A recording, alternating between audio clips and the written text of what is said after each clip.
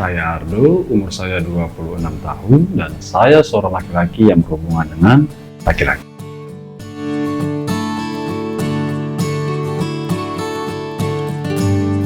Di masa SMA, mulai saya berpikir apakah aku tertarik dengan seorang laki-laki. Ardo adalah seorang laki-laki yang berhubungan seks dengan laki-laki atau LSL. Namun, lantaran stereotip heteronormativitas, Ardo sempat berpacaran dengan perempuan hanya untuk menguji preferensi seksual yang ia miliki sejak kecil tersebut. Dan untuk memvalidasi itu, saya sempat berpacaran dengan seorang wanita. Memang posisinya kita itu pacaran ya, tapi ada hal-hal yang nggak sampai gitu. Mungkin relasinya pacaran, tapi rasanya itu kayak bukan sebagai pasangan. Stereotip heteronormativitas mengacu pada pandangan atau asumsi yang dianggap norma atau standar dalam masyarakat bahwa heteroseksualitas adalah satu-satunya orientasi seksual yang normal dan diharapkan dari individu. Pandangan ini menyatakan bahwa hubungan romantis dan seksual yang benar atau natural hanya terjadi antara lelaki dan perempuan. Pandangan ini seringkali dianggap sebagai pandangan dominan atau mayoritas dalam banyak budaya dan masyarakat. Padahal, ada begitu banyak efek buruk dari pemahaman ini, seperti marginalisasi dan diskriminasi terhadap LGBTIQ, pembatasan identitas, serta stereotip dan peran gender. Jika dideskripsikan, mungkin sama halnya sih dengan straight pada umumnya. Saya suka tampangnya, suka pembawaannya, bahkan gelagat dia, lebih ke bagaimana cara dia kepada saya. Kayak umumnya ya saya sukanya terhadap laki-laki, akan hal itu bukan terhadap bagaimana wanita. Jika boleh jujur sih, saya itu kurang tertarik jika bergaul atau nongkrong bersama teman-teman straight pada umumnya. Lebih spesifiknya ke laki-laki ya, mungkin. Kenapa? Karena jika obrolannya itu terkait relasi mereka dengan pasangan mereka sendiri, ya oke. Mungkin ini lebih spesifik ke seksualitas tubuh seorang wanita. Bagaimana jika kita nongkrong, mereka tuh bahas payudara, selangkangan, seperti itu. Kayaknya bisa dibilang saya nggak suka, bahkan bisa nggak nyaman. Kenapa ya? Nggak tahu kenapa.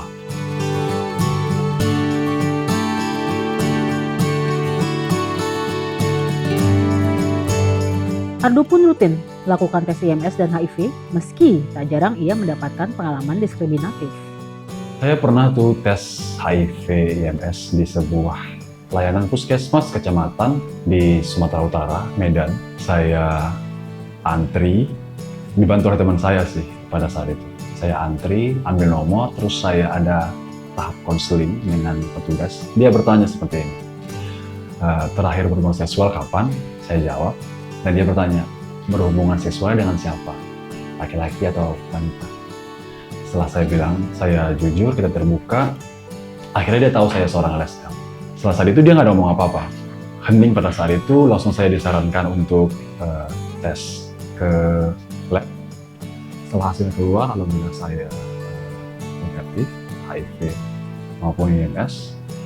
Namun ada pesan-pesan yang saya nggak suka ketika dia suruh saya untuk bertobat. Saya kaget, wah, kenapa ini?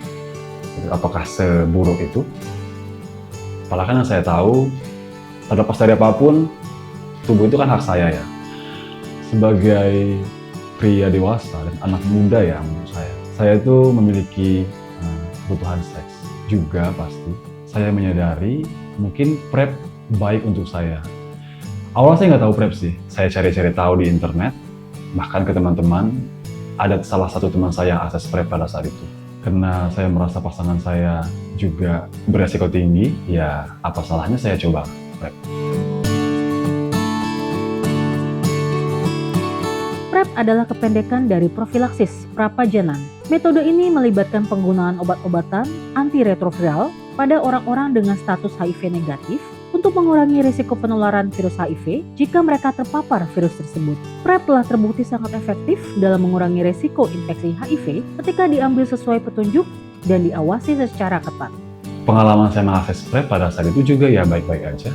Bahkan bisa dibilang tidak ada efek samping, mau tuh pusing, mual, susah tidur, seperti yang dibilang oleh teman saya itu nggak ada sama sekali pada diri saya.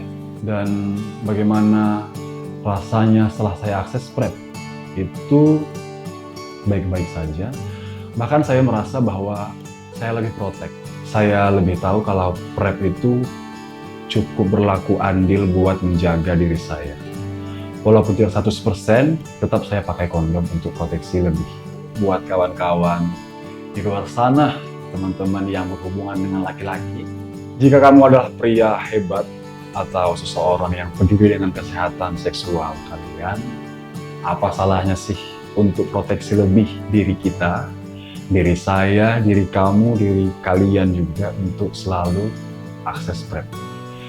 Peduli itu bukan tentang bagaimana kamu bisa seks aman. Namanya hidup, kita nggak ada yang tahu ya. Namanya jalan hidup, langkah, bahkan pertemuan dengan siapapun, kita nggak ada yang sangka, kita nggak ada yang tahu. Lebih pedulilah dengan kesehatan kita sendiri, selalu gunakan kondom juga, selagi berhubungan seksual maksudnya, dan selalu akses PrEP.